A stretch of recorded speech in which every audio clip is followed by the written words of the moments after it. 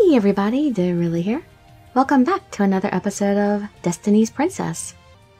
In the last episode, we went through the introduction and met all the characters. Well, all the guys we're going to be dating anyway.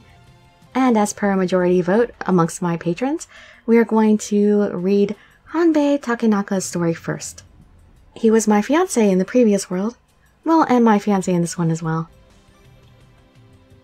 So, let's see how this goes. You can just sit back, relax, and let me read you a story. Chapter 1. Contact. Hey, have you heard the news? Apparently demons have appeared in the village. I heard that they're on the other side of the mountain too, and that they ate 2 people. It's just terrible! It's all people have been talking about since the spring festival. Just what is happening to our country? Demons appeared. It was the beginning of spring when the first whispers of that rumor were heard. And just a few short months later, the demons had destroyed the village and lain waste to the entire country. Most citizens had died, and the few survivors had barely escaped with their lives to foreign lands. Now demons run rampant through the village, both day and night. Before long, all that remained was this castle. No help arrived from foreign countries. The last hope resided in the 5 men summoned by my dagger. The fate of the entire country rested in their hands. Somehow it's kind of hard to imagine things ending well, since we're in an alternate reality and everybody I already knew was already dead. After Nobunaga's return, I woke in the morning having barely slept. I had considered resting in my room, but I couldn't do anything to cheer myself up. Not wanting to disturb a maid so soon past dawn, I combed my own hair. The comb had a gold lacquer design of the daisies so representative of the current season. Now that I think about it, I haven't had a chance to see the flowers lately. It was just about the time the daisies in one corner of the courtyard should be in bloom. Maybe I'll go see them now.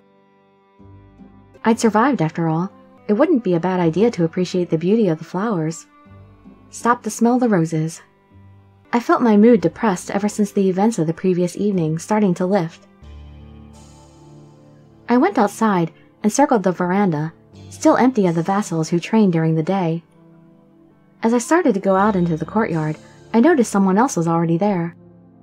Oh. Takenaka Hanbei, the man who was now my fiancé. Even though, in fact, I had only met him the night before. Speak to him. Hide? Why would I hide? I had to stop thinking like that. He was my fiancé now, for better or worse, so I had to at least try to be friendly. I steeled my nerve and opened my mouth to speak. But no words came out. It was because I had noticed the odd way Hanbei was staring at the flowers. His gaze was severe and filled with anger. Why is he glaring at the flowers? He most certainly was not enjoying them. He stared at the flowers for quite a while, but then, all of a sudden, he unsheathed his sword and slashed down all the flowers. That's horrible. What are you doing? Without thinking, I raised my voice in surprise. The sword still in his hand, Hanbei slowly turned to face me. Oh, Princess, how long have you been there? What do you think you're doing? Those flowers were a very important... Important. I couldn't think of the word that came next. They were important to me and had a lot of memories. I had that feeling, but I couldn't remember a single concrete detail. All my memories are gone. I keep talking anyway. Okay. I don't know what I'm gonna say, but I kept talking anyway. It didn't matter anyway, but I needed to say something. Anyway, they were important. You can't just go and cut them all up just because. Hanbei stared at me, but then suddenly curled his lips into a smile. As he resheathed his sword, he climbed onto the porch. There is no need for flowers during times of war. I cut them down because I planned to put a target there for practice. But... Not to mention, there's no reason to scold me if you don't even know what significance they have. They have some significance. That's all you need to know. Then Hanbei left. Feeling his departing presence at my back, I bit my lip. I didn't like that man. He'd seemed nice enough at first, but he was actually cold and scary. In front of me lay the cruelly scattered daisy blossoms. It's so sad. As I looked at the pretty white flowers, cut off at the neck, my eyes teared up. They were important flowers, very important flowers. But no matter what, I couldn't seem to remember why. I remembered the maids and the vassals, names and faces, and maybe even how long they'd served here. The memories that were weak were those concerning the 5 people who'd been switched places. And in that case, those daisies might have had something to do with one of those people. I'd say that's pretty likely. I hated not being able to remember. I sighed, and then gathered up the flowers and got to my feet. If things hadn't turned out like this, about this time next month As I unconsciously spoke the words, a thought occurred to me. Next month, I was supposed to be getting married to the man who'd been my fiancé. But I clearly remembered that, before we'd been able to do so, the man had died from illness. Even had the demons not been there, we wouldn't have been able to be together. But now he isn't dead. With Hanbei here, that was how everyone else must perceive it. And in that case, did that mean I would have to marry him? Would the day come when I would have to give my body to him as well? When I thought about that, I knew I'd have to accept it. It's like, oh, the grudging response. Fine, I'll give myself to you. I shuddered. I don't want to shudder. He's not bad. Well, I mean, the thought of giving my body to him at least isn't bad. But the thought of spending my life with this man isn't that great. I shuddered. It wasn't unheard of to marry someone who was largely a stranger, but to get married under these strange circumstances. Hey, it's you, Saya. What are you doing up so early? Yukimura. Behind Yukimura was Masamune, too, carrying a wooden sword. Though they'd all been summoned to help me, these two were completely different from Hanbei. The air of familiarity around them carried a different impression. Whoa, what happened here? Yukimura stared wide-eyed at the flower stems littering the ground around me. Actually, Hanbei. I started to speak, but then stopped. What about Hanbei? Nothing, never mind. With the daisy blossoms in my arms, I went up onto the veranda. Hey, Saya. Not feeling like answering, I made a quick escape from my room. Well, that was rude of me. Inside my room, one of the surviving handmaids was waiting for me. Oh, Princess! Where were you out so early in the morning? Have your wounds... At that point, the handmaid's eyes stopped on the daisies in my arms. Oh, what lovely daisies! Will you help me find a vase for them? Did you pick them outside? Yeah, something like that. It was too hard to say that Hanbei cut them all down. I love daisies. They remind me of the time they were planted. The maid smiled as she took the flowers from me. That was a nice time. With a nostalgic expression, the handmaid left the room smiling. Perhaps I should have asked just what had happened when the daisies were planted. But somehow I hesitated. I was afraid of being thought suspicious for not being able to remember. Now that I notice it, this comb has a daisy pattern on it too. I looked at the comb placed in front of the mirror. It was my favorite one. Because daisies are flowers of remembrance. Huh? For just a split second, I remembered a time when someone said that. I tried to remember who, but it was in vain.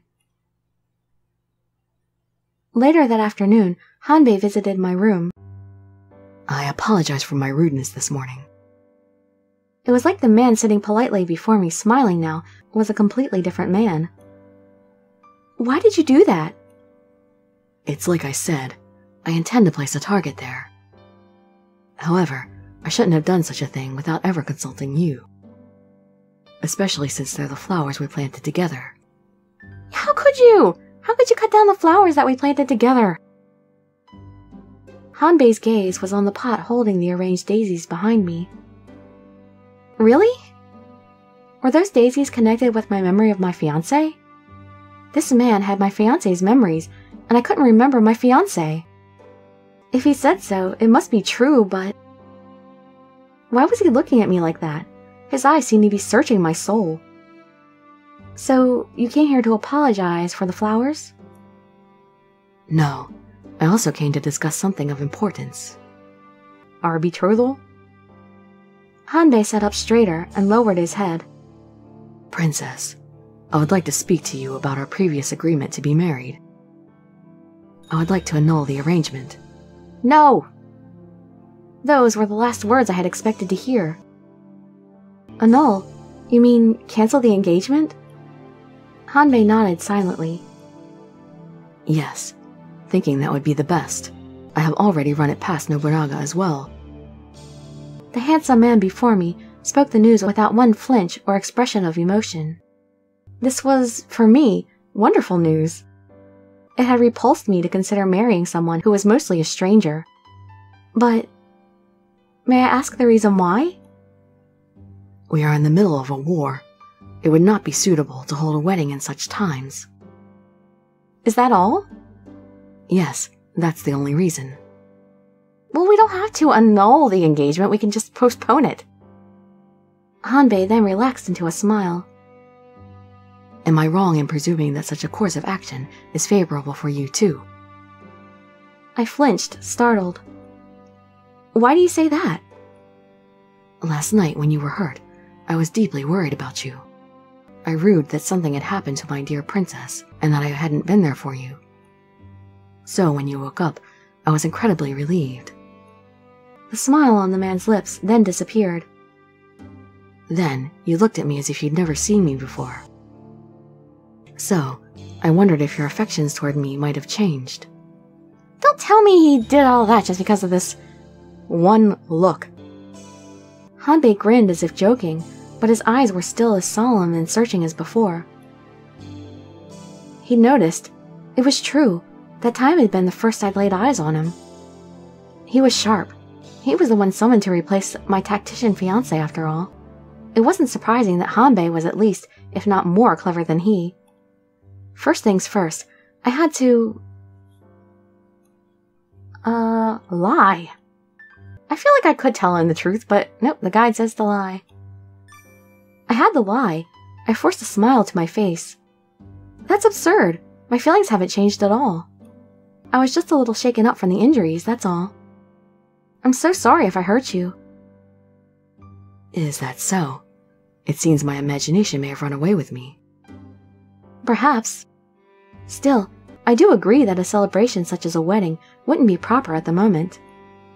I'm very grateful for your thoughtfulness. Not at all. I'm sorry for bringing this up out of the blue. We can revisit this issue again once the demons are vanquished and the country is at peace. Of course. The two of us exchanged a smile. It felt like both of us were putting on a show, trying to outfox the other. I think he'll win. In my heart, I let out a weary sigh. Well, I must be going.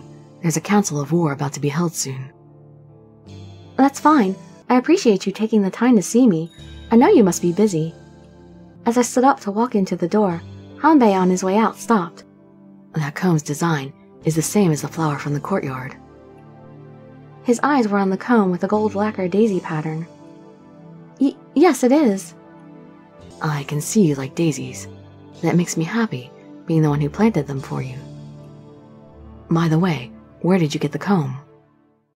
Why do you ask? The workmanship is exquisite. I'd like to have something made by the same artist. I didn't remember. When had I gotten that comb, and from whom? No matter how hard I tried, I got nowhere. I knew that I treasured it, but why? Probably because it has the daisy on it, and daisies mean something to me because we planted them with him. That was it. Don't be silly. Don't be silly. I gave Hanbei a grin. Wasn't it a present from you? The fact that I couldn't remember meant there was a connection with Hanbei or one of the others.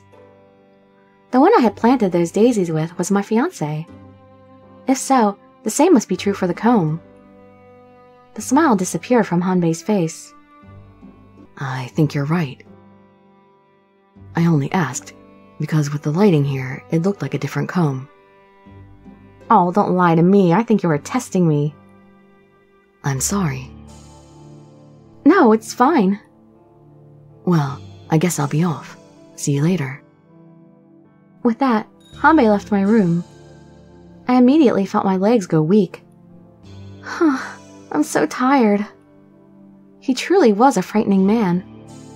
Going head-to-head with the general of an entire army was exhausting. But then again, my fiancé had also been a general. I didn't remember feeling so with him. It must not have been army generals, but Hanbei himself was a tiring man to interact with. After he left, the dagger at my chest started clattering around.